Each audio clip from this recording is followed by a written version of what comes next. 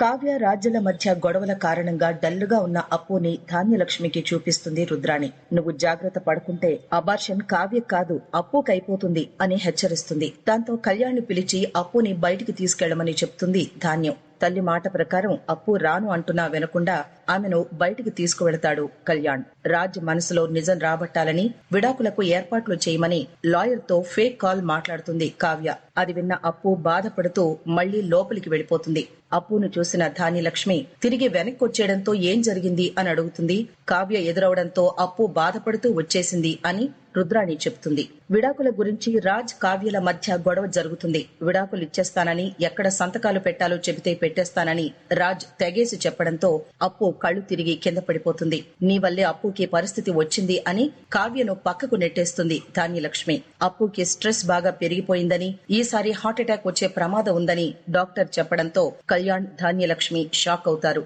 నా వల్లే అప్పుకి పరిస్థితి వచ్చిందని కళ్యాణ్ కు రాజ్ క్షమాపణలు చెప్తాడు. ఇదంతా గత ఎపిసోడ్ లో హైలైట్ గా జరిగింది. ఇక అక్టోబర్ 9వ తేదీ ఎపిసోడ్ 847లో ఏం జరిగిందో చూద్దాం. రాజ్ కి డాక్టర్ ఫోన్ చేసి కావ్యకు ఎప్పుడు నిజం చెప్తారు అని అడుగుతుంది. అంత క్లారిటీగా చెప్పినా పరిస్థితి ఎందుకు అర్థం చేసుకోవడం లేదు అని నిలదీస్తుంది. నాకు కూడా చెప్పాలనే ఉంది, చెప్పాక కళావతి ఎక్కడ ఒప్పుకోదో అని భయంగా ఉంది అని అంటాడు రాజ్. మీరిలా భయపడితే కావ్య గారికి 5వ నెల వచ్చేస్తుంది. ఒక్కసారి 5వ నెల వచ్చేస్తే అబార్షన్ చేయడం కుదరదు అని తేల్చి చెప్పేస్తుంది డాక్టర్. ఆ తర్వాత తల్లిని బిడ్డని ఇద్దరినీ కోల్పోతారు. వీలైనంత త్వరగా కావ్య గారికి ఈ విషయం చెప్తారో లేదో ఆలోచించుకోమని వార్నింగ్ ఇస్తుంది డాక్టర్. ఇప్పటికైనా నిజం చెప్పమని రాజుతో కళ్యాణ్ అంటున్నా నిజం చెప్పడానికి రాజ్ ఒప్పుకోడు. రాజ్ కావ్యల పరిస్థితిపై కలగన్న అప్పు ఉలిక్కిపడి నిద్రలేస్తుంది. పరిస్థితులు చూస్తుంటే గొడవలు రోజు రోజుకు పెద్దవైపోతున్నాయి. నేను అక్కతో మాట్లాడాలి అని అనుకుంటుంది. ఇంతలో ధాన్యలక్ష్మి జ్యూస్ తీసుకొనొచ్చి ఎక్కడికి వెళుతున్నావు అని అడుగుతుంది. అక్క దగ్గరికి అని అప్పు అనడంతో ఇప్పుడేం అక్కర్లేదు అంటుంది ధాన్యలక్ష్మి. జ్యూస్ ఇచ్చినా తాగకపోవడంతో అప్పుపై ధాన్యం మండిపడుతుంది. ఇలా వద్దు అంటూనే పరిస్థితిని ఇక్కడి దాకా తీసుకొచ్చావు, ఎంత జరిగాక కూడా మళ్ళీ అక్కడికే వెళతానంటావా అంటూ రగిలిపోతుంది. నా కళ్ల ముందే అక్క జీవితం ముక్కలవుతూ ఉంటే తట్టుకోలేను అని అంటుంది అప్పు. మీ అక్క గురించి ఆలోచిస్తూ నీ కడుపులోని బిడ్డను నిర్లక్ష్యం చేస్తావా, నన్ను విసిగించొద్దు అని మండిపడుతుంది ధాన్యం. అత్తగారి దెబ్బకు జ్యూస్ తాగి టాబ్లెట్ వేసుకుంటుంది అప్పు. బయటకు వస్తూ ఉండగా ధాన్యానికి రుద్రాణి ఎదురై ఇలాంటి పరిస్థితి వస్తుందని నేను ముందే వార్నింగ్ ఇచ్చాను కదా అని అంటుంది. నీకు కొంచెం కూడా బాధ్యత లేదు, నీకు మనవడో మనవరాలో కావాలా వద్దా అని నిలదీస్తుంది రుద్రాణి. నాకు వారసుడు కావాలని ధాన్యం అనగానే నీ మనవడు ఆరోగ్యంగా పుట్టాలని లేదా, నీ కోడల్ని సంతోషంగా ఉంచాల్సిన ఉద్దేశం లేదా అని మరింత రెచ్చగొడుతుంది.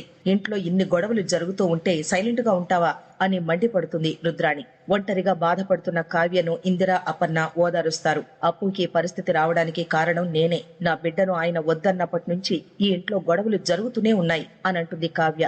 నా జీవితం ఎక్కడ పాడైపోతుందోనని అది బెంగ పెట్టుకున్నట్లుగా ఉంది. నా గురించి ఆలోచిస్తూ టైంకి సరిగా తినకుండా ఈ పరిస్థితి తెచ్చుకుంది. నేను ఆయనకి విడాకులు ఇస్తానని చెప్పిన దగ్గర నుంచి అప్పులో భయం ఇంకా పెరిగిపోయింది అని అంటుంది కావ్య. ఇదంతా నాటకమని చెప్పేద్దామనుకున్నాను, కానీ అది ఆయనకి తెలిసిపోతుందని చెప్పకుండా ఆగిపోయాను అంటుంది కళావతి. ఈ నిజాన్ని దాయడం వల్ల ఇంత జరుగుతుందని తెలిస్తే అప్పుడే అప్పుకి నిజం చెప్పేసేదాన్ని అని అంటుంది కావ్య.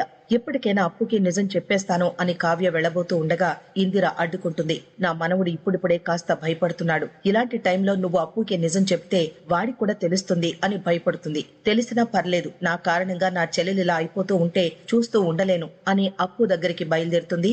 ఇంతలో ధాన్యలక్ష్మి ఎదురై నువ్వేం చేయాలనుకుంటున్నావు, నీ ఉద్దేశం ఏంటో చెప్పు అని అడుగుతుంది. ఇంట్లో ఎంత జరుగుతున్నా అన్ని గొడవలకు కారణం రాజ్ కావ్యలేనని, వీరి వల్ల ఎవ్వరికీ మనశ్శాంతి లేదని, నా కోడలి ఆరోగ్యం పాడవడానికి కారణం వీళ్లేనని ధాన్యం మండిపడుతుంది. నా కోడలు నీ కోడలు అని వేరు చేస్తూ ఎందుకు మాట్లాడుతున్నావు అని అపర్ణ ఫైర్ అవుతుంది. ఇదంతా మన కుటుంబం అనుకున్నానని, నా కోడలి పరిస్థితి చూశాక నాకు ఆ నమ్మకమే పోయింది అని అంటుంది ధాన్యలక్ష్మి. ఇప్పుడు నీకేం కావాలి పిన్ని అని రాజ్ అడుగుతాడు. మళ్లీ మన ఇంట్లో ఇలాంటి గొడవలు జరగవన్న నమ్మకం కావాలి, ఇవ్వగలవా అని ధాన్యం నిలదీస్తుంది. నీ మాటే నెగ్గాలని నువ్వు, తన బిడ్డ తనకు కావాలని కావ్య, ఇది ఎప్పటికి తేలుతుంది, కానీ ఈ రోజు ఇప్పుడే తేలిపోవాలి అని అంటుంది ధాన్యం. రేపటి నుంచి ఈ ఇంట్లో ఏ గొడవలు జరగడానికి వీల్లేదు, నాకు మాత్రం నా కోడలు దాని బిడ్డే ముఖ్యం అని తేల్చేస్తుంది ధాన్యం. అప్పు కల జరగడం ఇంట్లో అందరికీ బాధగా ఉందని, కానీ ఇప్పటికిప్పుడు నిర్ణయం తీసుకోలేనని అంటాడు రాజ్. మీరు పెద్దవాళ్ళు, కొంచెం అర్థం చేసుకోవడానికి ప్రయత్నించండి అని రాజ్ బ్రతిమలాడతాడు. మీరు మీ నిర్ణయం చెప్పకపోతే నా నిర్ణయం నేను తీసుకుంటాను అని అంటుంది ధాన్యలక్ష్మి. నా కోడలి గురించి, దాని కడుపులోని బిడ్డ గురించి పట్టింపు లేనప్పుడు మనం ఇంట్లో ఎందుకుండాలి? అప్పుని కళ్యాణ్ని తీసుకుని బయటికి వెళ్ళిపోతాం అని చెప్పడంతో అంతా షాక్ అయిపోతారు. నిర్ణయం తీసుకోవాల్సింది నువ్వే, మమ్మల్ని ఉండమంటావా వెళ్ళిపోమంటావా అని రాజ్ని నిలదీస్తుంది ధాన్యలక్ష్మి. కావ్య తన మాట వినడం లేదని రాజ్ చెప్పగా, పోనీ నువ్వు తన మాట విను అని అంటుంది ధాన్యం. అది జరగని పని అని రాజ్ అనగానే, అయితే మేం ఇంట్లో ఉండడం కూడా జరగని పని అని తేల్చేస్తుంది ధాన్యం. నీకో సమస్య వస్తే దాన్ని ఎలా పరిష్కరించుకోవాలో నువ్వే ఆలోచించుకో, అంతేకాని నా విషయంలో మాత్రం జోక్యం చేసుకోవద్దు అని మండిపడతాడు రాజ్. మేమింట్లో నుంచి వెళ్ళిపోతామన్నా నీ మొండితనం వదులుకోవా అని ధాన్యం నిలదీస్తుంది. తాను వదులుకోలేరని, తన కారణాలు తనకున్నాయని అంటాడు రాజ్. అంటే మమ్మల్ని ఇంట్లో నుంచి వెళ్ళిపోమని చెప్తున్నావా అని ధాన్యం అడగ్గా, మీ నిర్ణయం అదే అయితే నేను అడ్డుపడను అని అంటాడు రాజ్. ఆ మాటలతో సీతారామయ్య మండిపడుతూ రాజ్ను లాగిపెట్టి కొడతాడు. వీళ్ళని ఇంట్లో నుంచి వెళ్ళిపోమని చెబుతావా? ఈ ఇంటిని ముక్కలు చేయాలని చూస్తున్నావా అని మండిపడతాడు. నీ మాట వినకపోతే ఇంట్లో నుంచి వెళ్ళిపోమని చెప్పావు. నువ్వు చేస్తున్న పని తప్పు, నువ్వు వెళుతున్న దారి తప్పు అని ముందు నుంచి చెప్తూనే ఉన్నాను అని అంటాడు సీతారామయ్య. తప్పును సరిదిద్దుకోవడం మానేసి ఈ కుటుంబాన్ని ముక్కలు చేయాలని చూస్తున్నావా? నా ప్రాణాలనంత వరకు దుగ్గిరాలు కుటుంబం అంటే అందరూ ఒకే ఇంట్లో ఉండాలి అని అంటాడు సీతారామయ్య.